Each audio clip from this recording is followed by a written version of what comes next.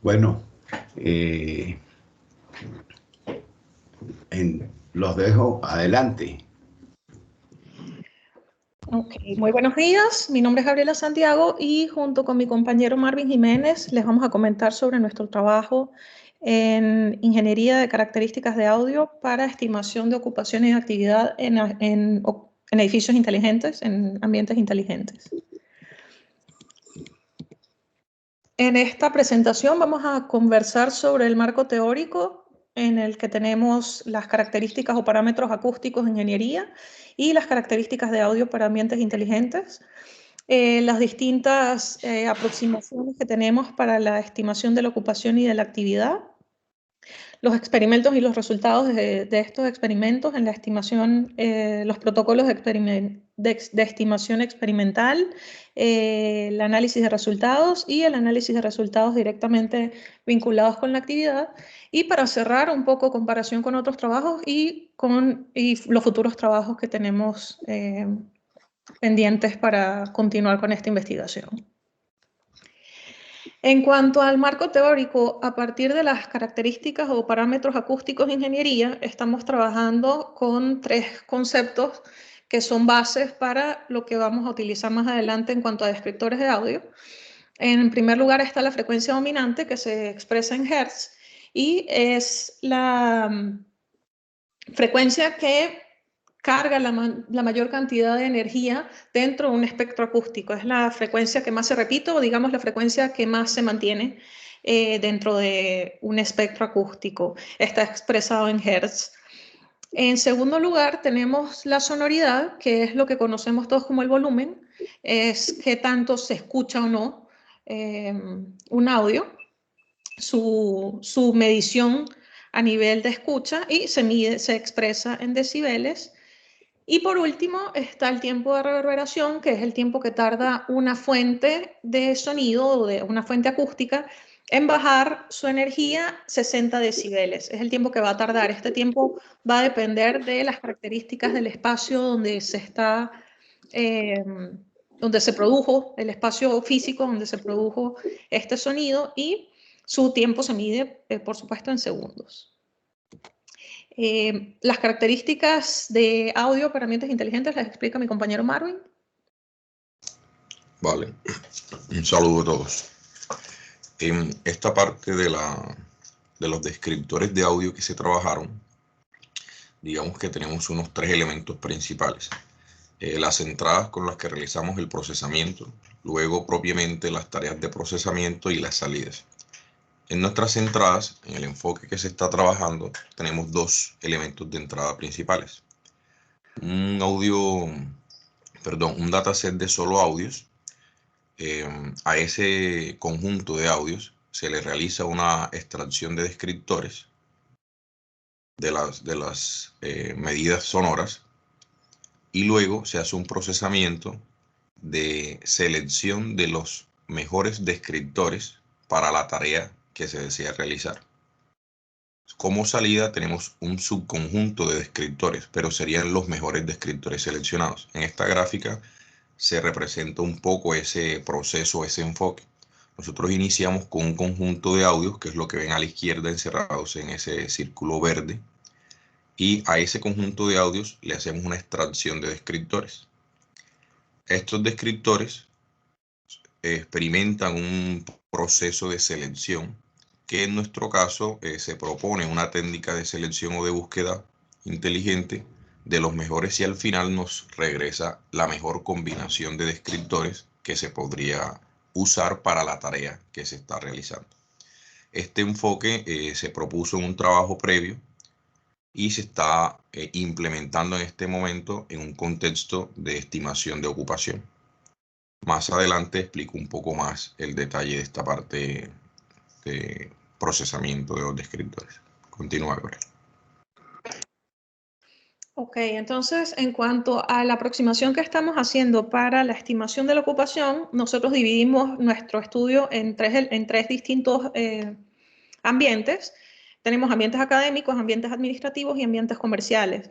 En estos tres distintos ambientes, siendo tres actividades diferentes las que se pueden desarrollar allí, importante considerar que no en todos estos ambientes la ocupación baja, media, alta y, digamos, sobresaturada, no van a ser iguales en todos estos espacios. Tenemos, por ejemplo, si tenemos de 0 a 10 personas dentro de un espacio académico, es una ocupación baja. Una ocupación media sería de 10 a 50, una ocupación alta de 50 a 200 y una ocupación muchísimo más alta, una ocupación saturada, sería más de 200 personas. Estamos hablando de ambientes académicos específicamente.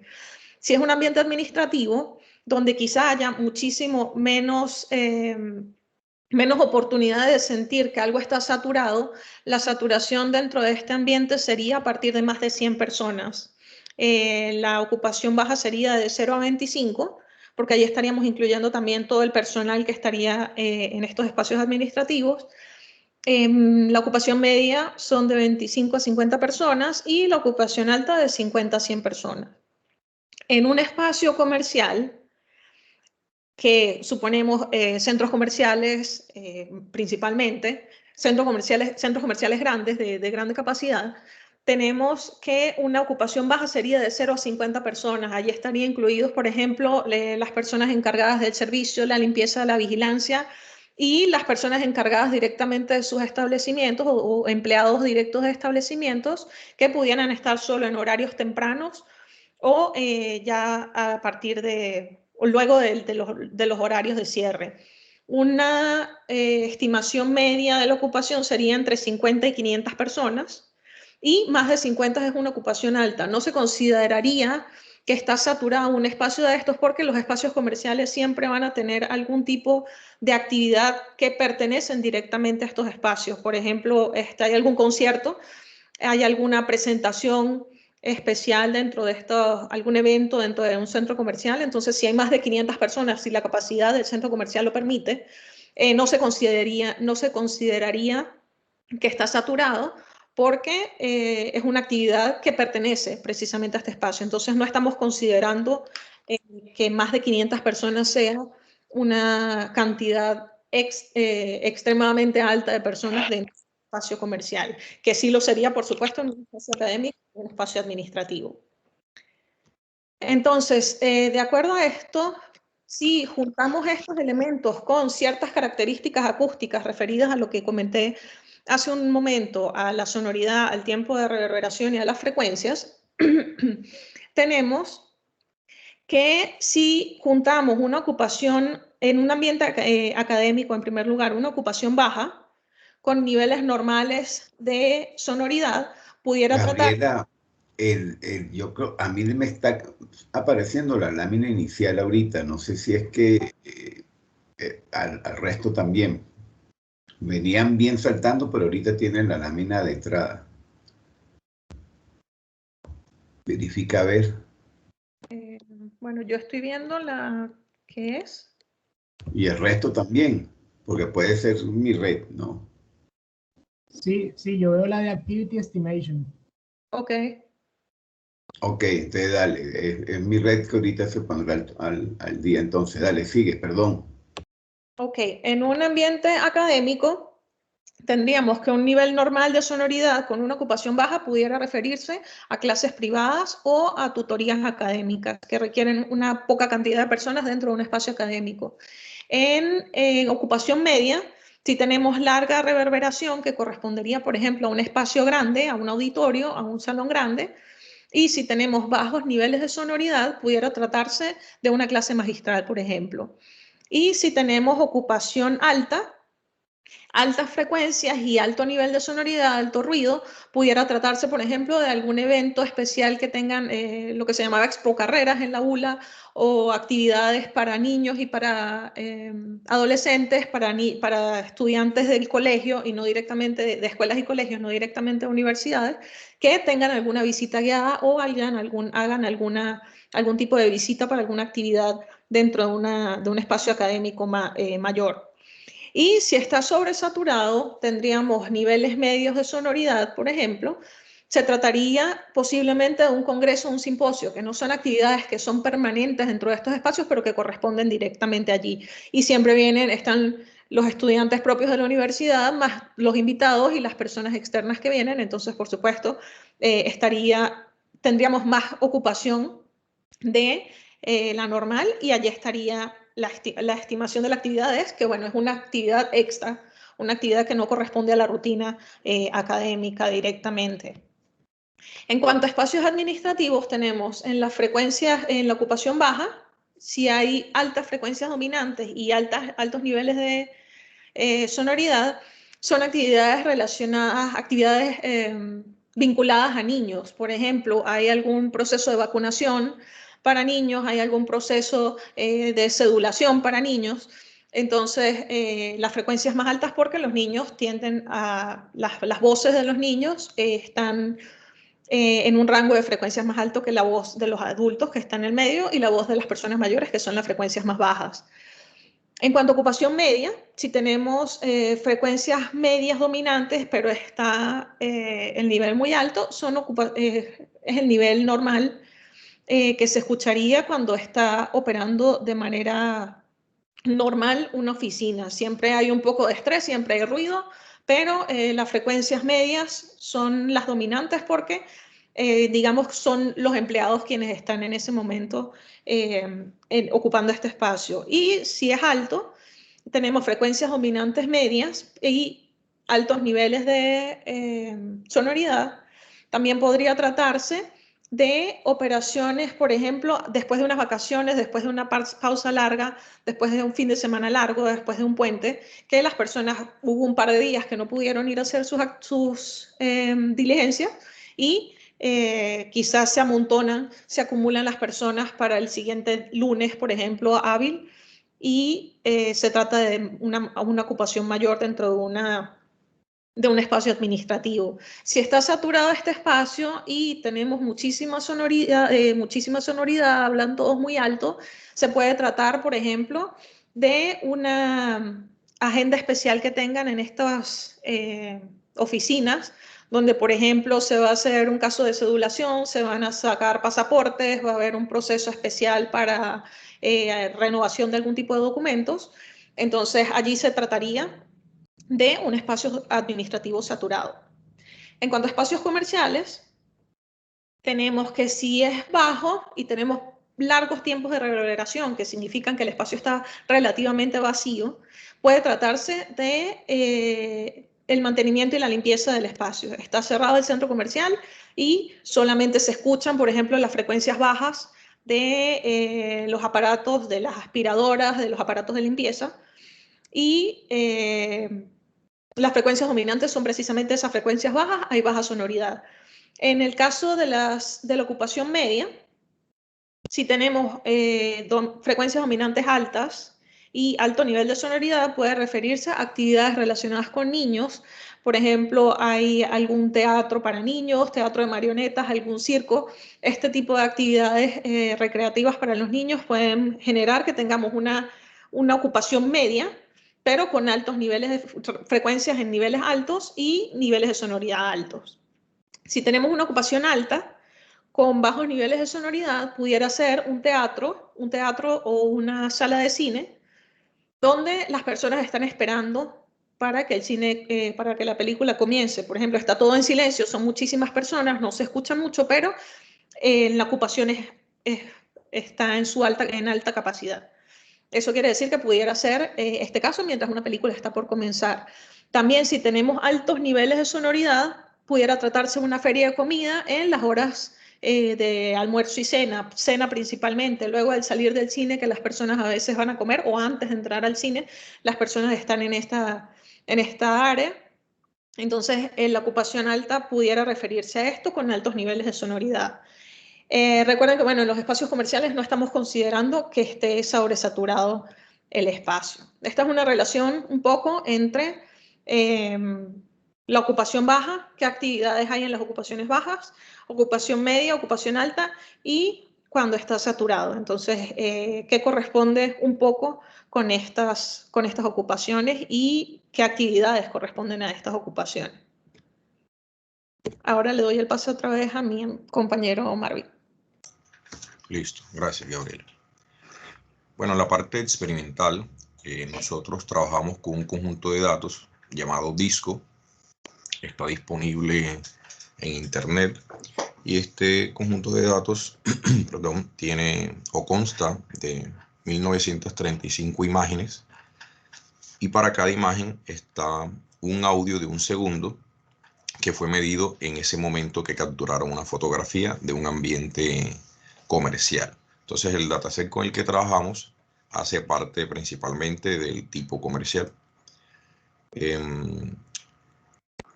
Nosotros decidimos, como la idea es un enfoque de ingeniería de sonido, analizar las características sonoras, trabajar solamente con los audios. Esa es la propuesta, ver cómo nos va tratando de estimar el nivel de ocupación de algún lugar o de algún ambiente a partir de solamente información auditiva o sonora.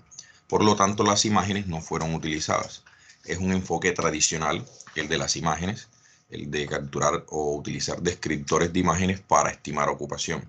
Sin embargo, teniendo en cuenta que en muchas situaciones, por cuestiones de iluminación y debilidades o limitaciones de tecnologías de capturar imágenes, y se tiene de pronto los sensores de audio o permite capturar información cuando la iluminación es baja, quisimos enfocarnos solamente a ver el comportamiento de la estimación de la ocupación con solamente audio. Entonces, analizando solamente la información del audio, en estos 1935 archivos se tenían ocupaciones que iban desde 0 personas hasta 709 personas. Nosotros decidimos utilizar 3 técnicas diferentes para la predicción de la ocupación. Una de ellas fue el modelo lineal generalizado, que tiene respuesta a Poisson, otra Random Forest y otra es el algoritmo o la técnica XGBoost. ¿Por qué estas 3 técnicas? Eso, gracias. La primera, que es el modelo lineal generalizado, se usó porque en teoría estadística es el modelo de regresión general que se acostumbra a recomendar para casos en donde la variable respuesta corresponde a conteos, que era nuestro caso. También existe el de binomial negativa, que es una generalización del Poisson. Ambos fueron usados. El Poisson mostró un mejor rendimiento, entonces ese fue el que se usó finalmente para hacer experimentos y comparar. Y Random Forest y XGBoost porque son técnicas representativas del mundo de los algoritmos de ensamble, uno de Baggin y otro de Boosting respectivamente, y son ampliamente utilizadas en la literatura. Entonces pues era pertinente o justificable probarlas a ver cómo les iba. Dale, Gabriel. Sobre la forma de evaluar el rendimiento de los algoritmos y las predicciones, se usó una métrica muy conocida que es el MAE, que es el promedio del error absoluto de las estimaciones. En este caso, pues, en la fórmula que se presenta en pantalla ahora, los Y sub I corresponden a las cantidades reales de personas que se encuentran en el sitio del cual se tiene el audio. Y la que tiene el gorrito, el Y estimado, pues sería la predicción que se obtiene mediante alguna de las técnicas. Entonces, promediando estas diferencias absolutas, se tiene una medida de exactitud o precisión realmente de las predicciones. Continúe. Inicialmente se hace un análisis exploratorio de los datos muy básico con la intención de examinar qué características tienen generales los descriptores. Entonces, esta tablita de solo 6 filas tiene información de media, desviación estándar y coeficiente de variación de 6 descriptores cualquiera que se muestran aquí solo como ejemplificación. Nosotros tenemos un total de 323 descriptores. Es importante aclarar que los descriptores que manejamos son de 3 tipos diferentes. Nosotros tenemos unos descriptores, un primer conjunto de descriptores que es solamente de características de sonido, como por ejemplo índice de complejidad acústica, crestas del sonido, unas que son muy de la ingeniería del sonido. Hay otros descriptores que son de estadísticas básicas, que son simplemente como el promedio de esa variación a lo largo del tiempo de la característica, la asimetría, la curtosis. Y hay otros descriptores que son del mundo de las series temporales, que eso es como de la innovación del enfoque, eso es una de las cosas principales, que era lo que se había pues trabajado previamente. Nosotros, el análisis de audio se está haciendo solamente, o hemos decidido hacer un análisis de solo audio para hacer la ocupación porque el enfoque que se había propuesto era innovador en la forma en cómo abordaba el tema de la descripción de audio. Tradicionalmente se usa con la cuestión de transformadas y analizando el espectro de frecuencias y estas características sonoras. Es lo tradicional. Y nosotros proponemos un enfoque en donde el audio se mira como un conjunto de series temporales. Y a las series temporales se le hace un análisis descriptivo estadístico. Entonces, los descriptores que tenemos son descriptores de series temporales que fueron extraídas de variables sonoras con su variación en el tiempo. Entonces, eso que estamos viendo a la izquierda son las etiquetas que se tienen puesto de algunos descriptores, que son como primer cuartil del tiempo, la media o la precisión del espectro de frecuencias, etc. Esta tabla se presenta para mostrar que claramente hay una diferencia de escala, ¿sí? Hay algunos descriptores que pueden estar en el orden de 150 y otros en decimales muy pequeños como 0.046. Adicionalmente, se observa que algunos descriptores tienen una varianza o una variación tan baja que incluso el coeficiente de variación está en el orden de las 3 cifras decimales después del 0. Entonces, eso nos llevó a considerar reescalamiento de datos y hacer un primer filtro donde se extrajeran o más bien se eliminaran aquellos descriptores con variabilidad tan baja porque aportarían poco a la detección o a la estimación de la ocupación. Dale, siguiente. Gabriel, bueno, listo. En esta tabla, por ejemplo, presentamos para el dataset, para cada una de las particiones del conjunto de datos, el cual está partido en los 3 tradicionales que usamos para hacer Machine Learning. Tiene un conjunto de datos de entrenamiento, de validación y de test. Se probaron diferentes límites para el coeficiente de variación. Por ejemplo, si el coeficiente de variación del descriptor es máximo 1, pues eliminemos esos descriptores. O si es máximo 2, máximo 3, hasta 5. Eso es lo que significa la columna de CB.tree. Se refiere como un umbral del coeficiente de variación para quitar esos descriptores que no superan ese umbral de coeficiente de variación. ¿Por qué hasta 5? Porque en estadística es un valor que comúnmente se usa para considerar que una variable tiene bastante variabilidad o no. Un coeficiente de variación de 5 hacia abajo se considera que la variabilidad es poca. Entonces quisimos probar eso y cómo afectaba esa eliminación de aquellos descriptores que consideramos que no aportan a la predicción. Y se probaron las 3 escalas tradicionales: no escalar los datos, hacer el escalamiento de mínimo máximo y el escalamiento estándar. En esta tabla se muestra que es muy poco, podría considerarse muy poco significativo el efecto que tiene el tipo de escala sobre la calidad de la predicción, puesto que son muy homogéneas las medidas del error absoluto medio. Y lo mismo sucede con quitar los aportes. Sin embargo, al quitar o al usar un umbral de coeficiente de variación más alto, quitamos más variables, lo cual podría reflejarse en el tiempo de cómputo. Entonces, esto se hizo para las 3 técnicas, para Random Forest, para GLM y para XGBoost. Y se obtuvieron resultados similares en el sentido de que no se veían efectos de cambiar la escala o variar mucho el CB. Entonces, finalmente se decidió trabajar con la escala mínimo máximo y se trabajó con un CB máximo de 5%. Continúe. Haciendo ya ese primer filtro de quitar esos descriptores no aportantes y corriendo los algoritmos para el conjunto de datos, se tienen estos resultados preliminares usando todos los descriptores iniciales después de haber hecho la eliminación de los que se consideraban no aportantes. Se observa claramente que en los 3 conjuntos de datos, quien presenta matemáticamente, sin hacer una prueba estadística, el mejor rendimiento es el algoritmo de XGBoost, sobre todo en el caso de entrenamiento. Logra encontrar bastante bien o explicar bastante bien el comportamiento de las ocupaciones con respecto a los descriptores. Sin embargo, a la hora de la validación, queda con un valor muy empatado con el Random Forest. A quien peor le va es a GLM, como se puede apreciar, es quien tiene unos más altos. Sin embargo, es el que tiene el tiempo de computación más bajo. Era entendible puesto que es una técnica más simple en proceso, mientras que Random Forest y XGBoost, como son de ensamble, hace realmente una gran cantidad de pruebas de descriptores y muestreos que le permite mejorar la predicción, pero consume mucho más tiempo de cómputo. Sí. ¿Qué pasa? Dentro del enfoque que nosotros hemos propuesto, se agrega un proceso de ingeniería de descriptores que consiste en la selección de los más adecuados. Este proceso de la selección se hace guiado por una técnica metaheurística. En nuestro caso de aplicación usamos un algoritmo genético.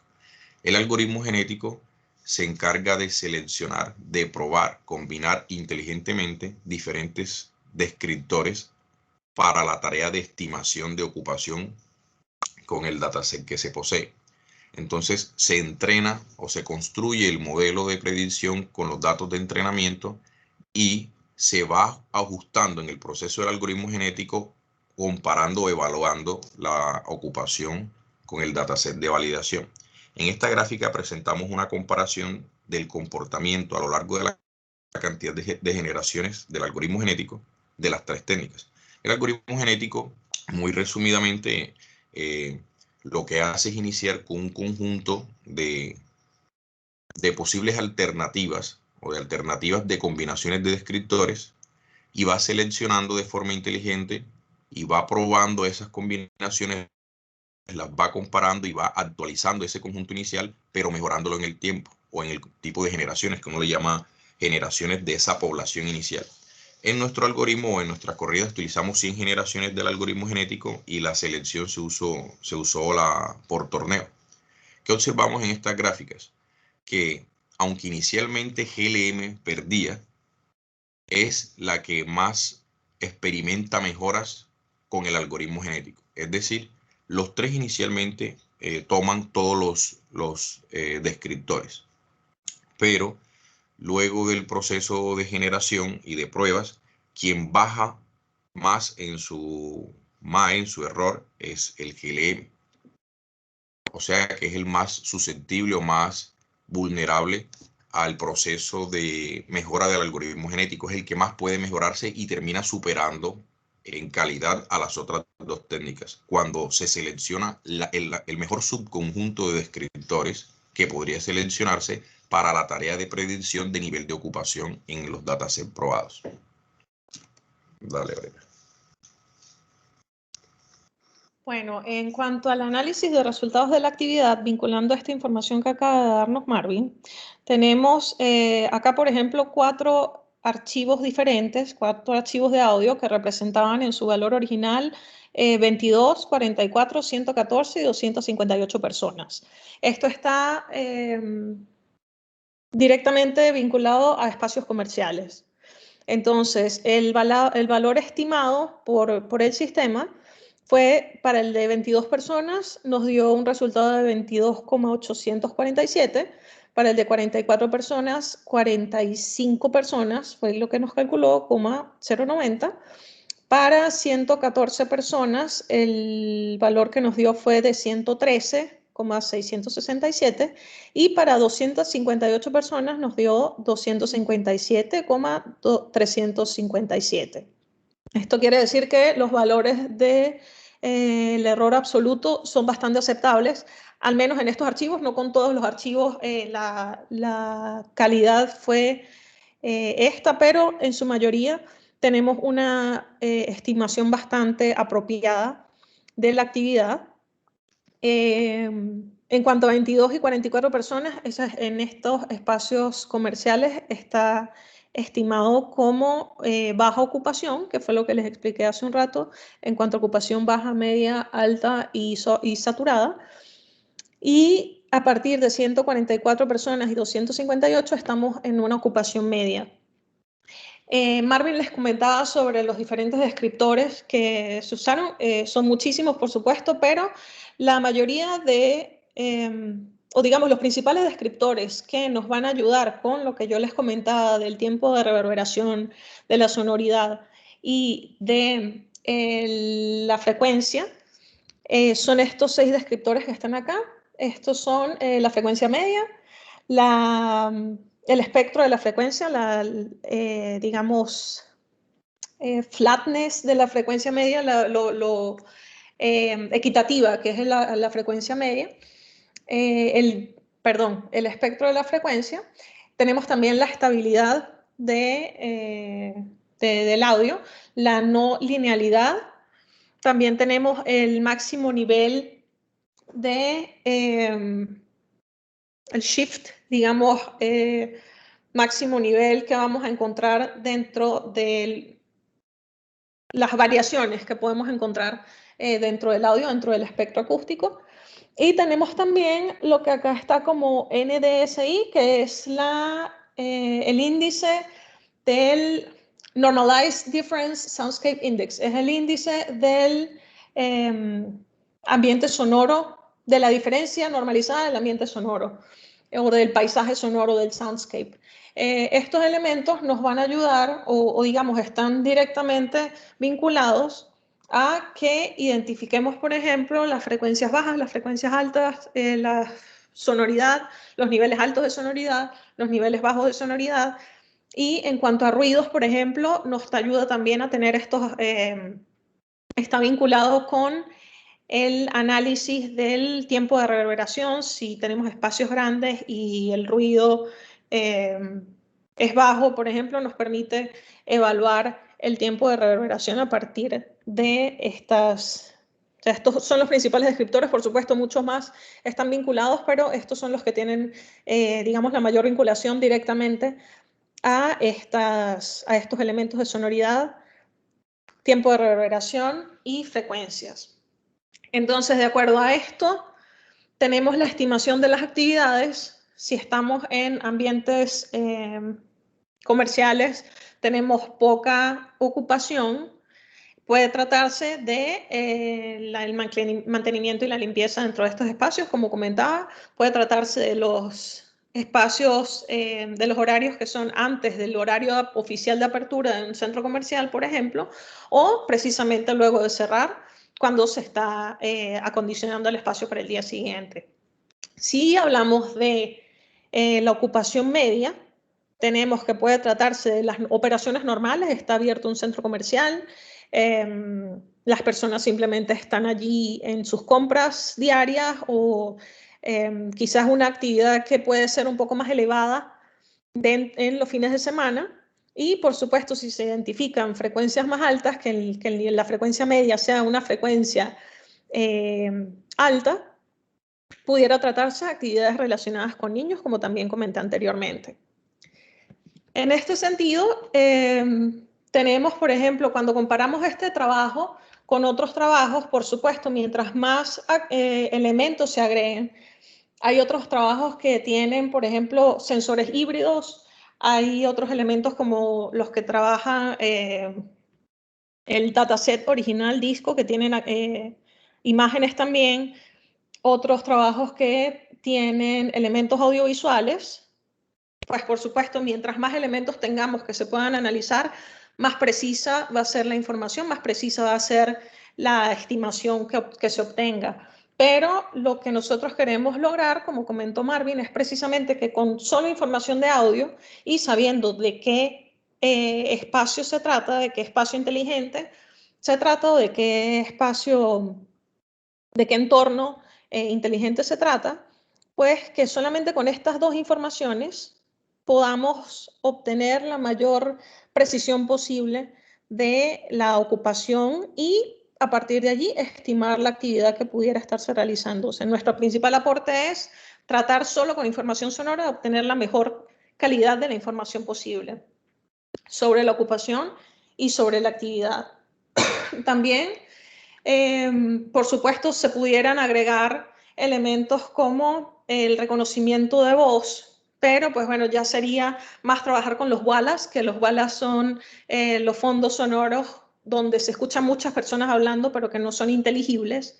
Entonces, bueno, si se utilizan más elementos sonoros que pudieran, más descriptores sonoros que pudieran enriquecer la estimación, eso estaría dentro de nuestros planes futuros, porque lo que queremos es precisamente tener una mayor precisión dentro de nuestros valores.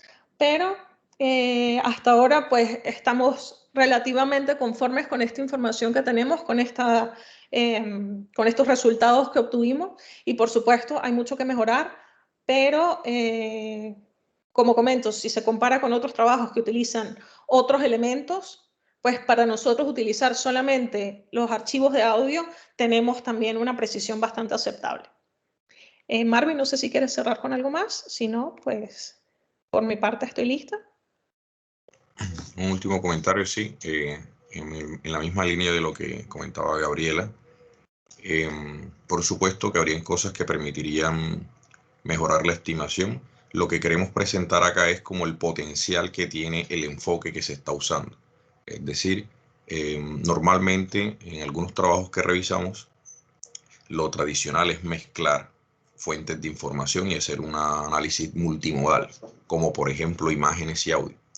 Sin embargo, como teníamos ya una propuesta de análisis de descriptores o de ingeniería de descriptores de audio, con ese enfoque distinto de mirarlos como series temporales, entonces dijimos, bueno, probemos solamente audio y vemos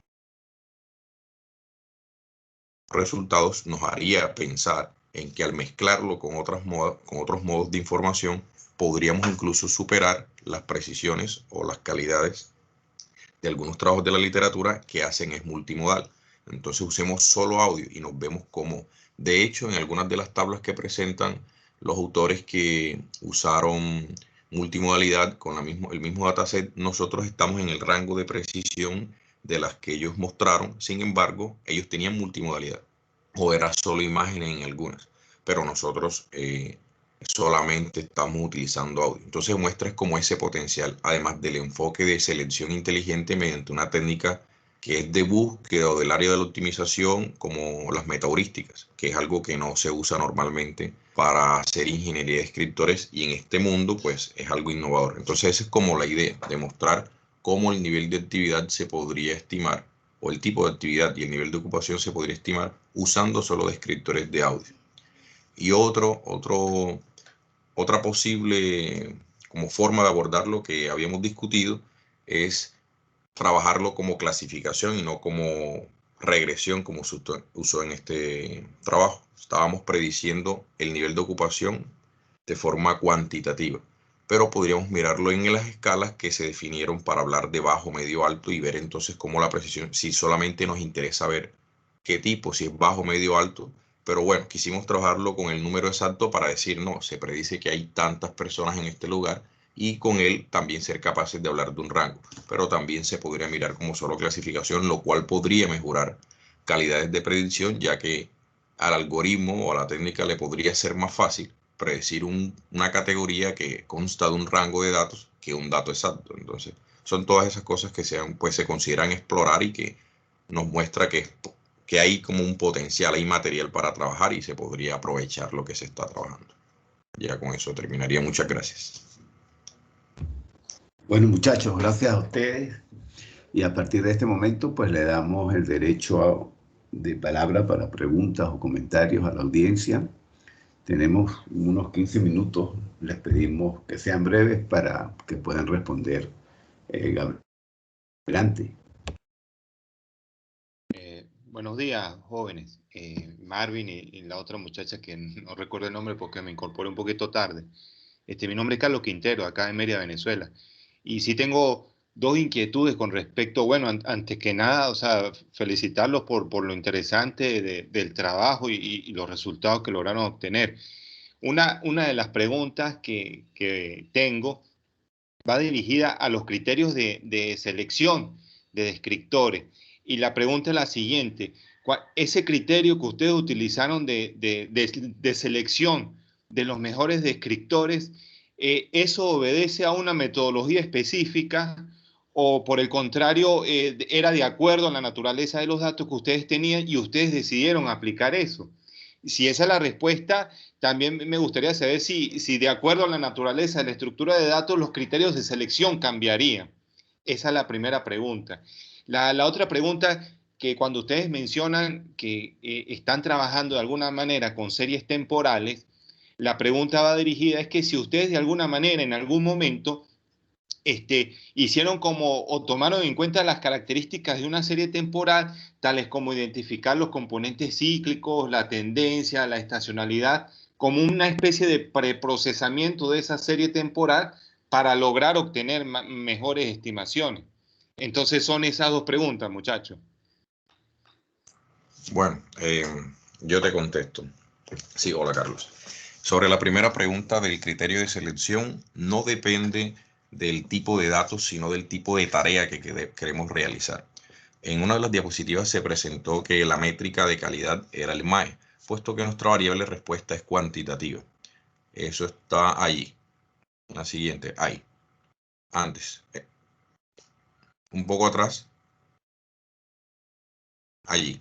Nosotros usamos el MAE como técnica de medición de la calidad de la estimación, ¿cierto? Que es una métrica bastante usada o conocida que mira, pues, qué tan errado está la predicción en términos absolutos. Lo hace con todos los registros que se tengan y calcula un promedio. El enfoque que se había propuesto de selección de descriptores busca encontrar la mejor combinación de descriptores para la tarea que se quiere realizar. En nuestro caso, la tarea es predecir o estimar la ocupación, el nivel de ocupación de algún lugar o algún ambiente. Por lo tanto, queremos es predecir cuántas personas, en otros términos, cuántas personas están en ese ambiente en ese momento. Entonces tenemos unos descriptores de audio y la selección mediante la metodística está guiada, o el criterio de selección es escoger la mejor combinación o la combinación que mejor calidad de predicción nos permite. Es decir, que cuando él combina algunos descriptores, si tiene un total de 320 inicial y de pronto de forma aleatoria seleccionó 150, con esos 150 construye el modelo de predicción, predice y se evalúa en el dataset de validación y calcula un error de predicción. Y como tiene todo el dataset, pues calcula un MAE promedio o un promedio de errores de predicción. Luego tiene otra combinación de descriptores, digamos unos 170, ajusta el modelo con esos nuevos descriptores o esa nueva combinación, hace las predicciones y obtiene un MAE. Y así lo hace con cada combinación. Es decir, en el algoritmo genético que usamos, nuestra función de evaluación fue el MAE en el dataset de validación. Entonces, eso es el criterio. No depende de las características de los descriptores, sino de lo que deseamos. Si de pronto hubiésemos utilizado el enfoque para clasificación, como de hecho se hizo en un trabajo anterior que se querían clasificar el género musical de una canción, en ese caso el criterio de selección era la precisión de la clasificación. Entonces allí pues como te respondo la parte de lo del criterio, que no depende de los descriptores, sino de la tarea para la que voy a usar los descriptores. Sobre la segunda pregunta, ¿cómo? Perfecto, Marvin. Entonces, para dejarlo claro, la selección va en función de acuerdo a la métrica y la métrica va de acuerdo al objetivo. Y en función a eso vas a definir los términos, pues. Exactamente, así es, sí. Perfecto. Y sobre la segunda pregunta de las series temporales, sí, claro que sí. De hecho, lo que sucede es que es muy reciente una propuesta que se hizo de descriptores de series temporales, de tomar las series temporales como un objeto, una unidad estadística a la que yo puedo describir con medidas estadísticas como no solo promedio, varianza, sino medidas específicas para una serie temporal, como por ejemplo tendencia, linealidad, curvatura, entropía o qué tan ajustable es con autorregresión, y otro tipo de características, e incluso probando modelos de ajuste para series temporales como los ARIMA y obteniendo los parámetros de ese modelo que también podrían ser características de la serie temporal que se está analizando. Es cierto que en una serie temporal, una de las cosas clásicas que se examina es si hay estacionalidad, porque dependiendo de eso, el enfoque a tratarla para predecir datos o pronosticar nuevos valores cambia mucho. Eso sí se tiene en cuenta. De hecho, en el algoritmo que se implementa, una de las primeras cosas es verificar eso. Y hay unas pruebas estadísticas que se hacen antes de analizar la serie temporal de audio, porque dependiendo de su característica, los descriptores pueden cambiar un poco la forma de calcularlos. Entonces, lo primero que uno evalúa es, por ejemplo, si es estacionaria, que es una de las características básicas que se busca en las series de tiempo, y también si tiene estacionalidad y de cuánto es ese periodo. Y uno de los descriptores es el periodo de estacionalidad de la serie temporal. Entonces, todas esas características como si es estacional, si es estacionaria, si tiene una tendencia, si hay mucho desorden o entropía, si varía mucho de tal forma, si hay apuntamiento, curtosis, si es asimétrica, si tiene ciclos, todo eso hacen parte de los descriptores. O sea, hay descriptores específicos para esas características de las series temporales. Y ahí es como donde está el enfoque, que estamos diciendo, mira, es que el audio realmente es un conjunto de series temporales, porque las frecuencias dominantes o la amplitud del sonido y otras características que se le pueden medir al sonido están cambiando a lo largo del tiempo. Eso es un sonido que tiene una duración de tanto. Entonces, a lo largo de ese tiempo, esas características sonoras cambian. Entonces, hay una serie temporal allí. Entonces, ¿qué tal si miramos eso como serie temporal y lo analizamos? Y realmente, en este caso en particular, porque pues estamos proponiendo un marco de trabajo que se puede ampliar mucho, pero en este caso particular, de cada sonido se extraen, además de las métricas o las características básicas, sonoras o estadísticas, se extraen 6 series temporales que correspondían a la frecuencia instantánea, la frecuencia dominante, frecuencia, no recuerdo otra bien, 3 tipos de frecuencia, no me acuerdo de la tercera en este momento, la amplitud y otras cosas más que no recuerdo, pero fueron 6 series temporales en general y a cada serie temporal se les trajeron alrededor de unos 40 descriptores de series temporales. Entonces teníamos descriptores de series temporales que fueron sacadas del sonido y todo eso conformó el conjunto total de descriptores del audio. ¿Ya? No, excelente, de verdad que sí, lo felicito y bueno, para adelante, pues saludos. Gracias. Adelante, sigue abierto el espacio de pregunta. Queda para una o dos máximo. Adelante. Hola, una pregunta. ¿Cómo sabes las técnicas que utilizas para analizar esas series temporales? O sea, ¿en qué momento determinas eso y cómo sabes cuál es mejor? Gracias. Las técnicas de serie temporal. Bueno, a ver si de pronto te entendí la pregunta y yo te contesto y me dices si algo, me preguntas de otra forma. Resulta que existe una propuesta, o bueno, hay algunos autores que han propuesto medidas, realmente no son técnicas de pronto de ajuste de series temporales las que estamos usando, sino unas métricas que caracterizan a series temporales, que las describen. Así como tenemos estadísticas descriptivas como media, varianza, moda, simetría, kurtosis, por dar algunos ejemplos, viendo el objeto como una serie temporal, se han construido unas métricas para caracterizar específicamente series temporales, como algunas que nombré ahorita, como nivel de tendencia o fuerza de linealidad, fuerza de estacionalidad. Hay unas medidas que existen. Lo que nosotros hicimos fue considerar que el audio, como realmente tiene un conjunto de series temporales, yo podría caracterizar al audio por medio de los descriptores de las series temporales que fueron extraídas de ese audio. Entonces, no hay una selección de técnicas de análisis de series temporales, sino es un conjunto de descriptores de series temporales que se le están aplicando a las series temporales que son sacadas de los audios. ¿Ya? Entonces, no nos enfrentamos a un momento de decidir el tipo de técnica de análisis de serie temporal, no. Lo que hicimos fue usar todo ese conjunto de descriptores que hay para series temporales y medírselo a las series temporales que se extrajeron de esos audios. Luego, como sabemos que de pronto no todos podrían aportar igual para la tarea específica que tenemos, es que se hace la ingeniería de sonido de seleccionar aquellos que son los más adecuados para la predicción de la ocupación. No sé si te respondí ahí. Un poco. Ajá, ¿la selección es automática o tú determinas manualmente, mira, quiero este descriptor o esto es más adecuado? ¿Cómo es la selección? ¿Automática o autónoma? Es ¿O no es automática. autónoma? Es automática, aunque podríamos hacer lo que se llama inclusión forzosa.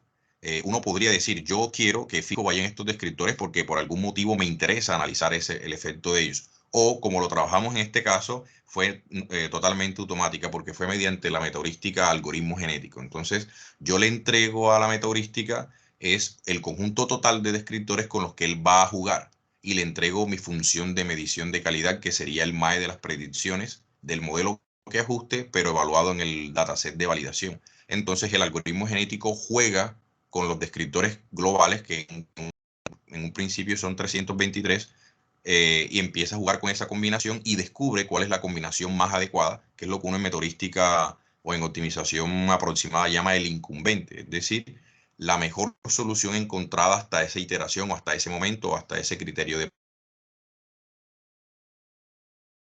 Vale. Ok. Es la mejor combinación de descriptores para la tarea que se quiere con el criterio de medición de calidad que se esté usando. Wow. Ok. Gracias. Bueno, gracias, Alberto. Para ir cerrando, Gabriela, en la última lámina aparece en el análisis que hace que los descriptores que se están usando del ámbito de ingeniería de características son los mismos. ¿Qué podría uno intuir de eso? ¿Qué reflexión uno podría hacer a la luz de la calidad de los resultados? Porque esos son los descriptores con los que se obtienen. ¿Hay alguna correlación en ese sentido, de esa selección que hace el algoritmo genético para hacer ese análisis de la estimación de la ocupación que después sirve para la actividad? Bueno, en este caso están los mismos para estos 4 archivos, primero porque los 4 corresponden al mismo espacio, que es un espacio comercial, y queremos del espacio comercial, tenemos ocupación baja en 2 y ocupación media en los otros 2. Quizás si ampliamos a otros espacios o a otra ocupación mayor, por supuesto, pudieran ser otros, pero principalmente, pues, como comenté, estos son los que nos están dando la información de las frecuencias, que es lo que más nos interesa, y también de la sonoridad. Entonces, pues, son los que están, los que nos dan un poco más, digamos, los que nos proporcionan precisamente esa información de la frecuencia media, que la frecuencia media varía en estos archivos, tanto en los medios como en los bajos, pero al menos sabemos de qué frecuencia se trata. Entonces, pues tiene más que ver con no directamente que son los mismos, sino que, bueno, nos dan la información que requerimos, pero es información diferente en ocupación baja y en ocupación media, por ejemplo. Entonces, quizá en este caso, pues, se trata de eso, que son archivos dentro del mismo espacio con ocupación baja y media. Si nos ampliamos quizá un espacio académico que esté saturado, pues tendríamos quizá otros descriptores. Y como comenté también, pues estos son los principales. Hay muchos otros que están relacionados, pero digamos en la vista, si lo revisamos más general, pues estos 6 son los principales que nos van a dar este tipo de información. Bueno, gracias, Gabriela. Yo no sé si hay un comentario final, queda un minutico para algún comentario de alguien de la audiencia para ir cerrando la sesión. Yo tengo uno. Hola, Gabriela y Marvin. Pues más que comentario, pues son 2 observaciones y de pronto una pregunta. Pues no sé si la... Pero Edward, no da chance para la pregunta, discúlpame, No, quizás pues para las observaciones. Quede ahí abierta la pregunta para que ellos la tengan. El tema de cuál es el valor, la utilidad práctica como tal de irnos hacia el sonido, sabiendo que es posible una estimación de ocupación y actividad como tan básica, tan elemental. Por ejemplo, en un centro comercial, un supervisor puede básicamente ver esto. Entonces, ¿cuál sería ese aporte ahí en términos prácticos? Para que la tengan ahí como inquietud. Ahora, la parte de la observación es la estimación de actividad. En la lámina de estimación de actividad presenta hechos y reglas y la frecuencia dominante, entonces tal cosa. ¿Eso es parte de su investigación o es parte de trabajos ya que se han desarrollado? Si es así, sería bueno referenciar por lo menos de dónde se sacan esos hechos y reglas que se plantean ahí en esos análisis. Y con respecto a los descriptores, y última cuestión es, ¿por qué no aplicar el algoritmo genético desde un inicio? O sea, son tantos descriptores, pues el algoritmo genético pues, sería el encargado de mirar cuáles son los que son potenciales. ¿Por qué hacer ese preprocesamiento y aplicarle primero ese filtro para después decirle al algoritmo como genético, tome estos que son los que encontramos? Marvin y Gabriela, les respondanlo brevemente, porfa, al comentario para cerrar. Vale. Bueno, la ocupación es propia de nuestra investigación, no es directamente referencia externa. De acuerdo al primer comentario. Ya. Sobre los otros. Hola, Edward. Bueno, sobre el comentario de por qué usar solo audio cuando de pronto podría hacerse de otra forma. Bueno, pues varias razones. Una, pues la idea de evitar que un vigilante o una persona haga el conteo es que pues no le va a quedar fácil estimar la cantidad de personas mirando o a partir de la observación directa si de pronto hay dificultades por la ubicación de las personas o por la cantidad de personas, y la idea de este tipo de proceso es justamente automatizar esas tareas y no utilizar personas, sino hacer un proceso automático a partir de sensores. Esa es una razón también.